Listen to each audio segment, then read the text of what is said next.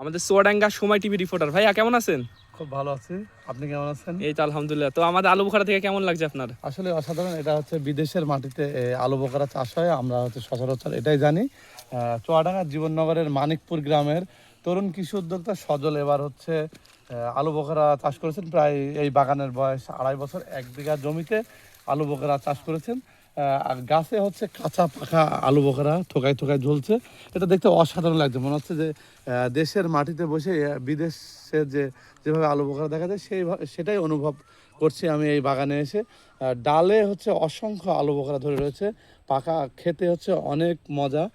এটা হচ্ছে সচরাচর হচ্ছে মশলা জাতীয় মশলা জাতীয় হিসেবে ব্যবহার হয়। এটা হচ্ছে বিভিন্ন ধরনের খাবারের সাথে ব্যবহার হয়, মাংস, বিরিয়ানি সহ অনেক অনেক খাবারে এটা হচ্ছে খাবারের হচ্ছে স্বাদ বাড়ায় এবং টেস্টটা অনেক সুন্দর হয়।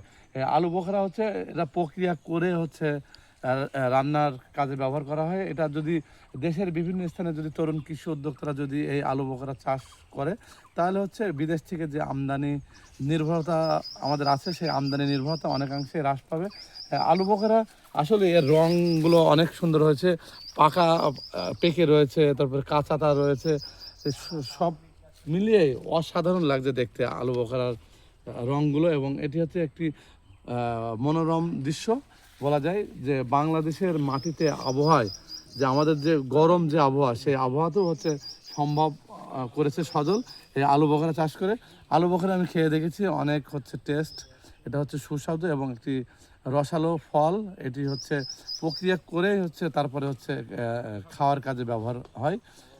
সজলের আলু বোখারা বাগান ঘুরে আমার খুব ভালো লাগলো।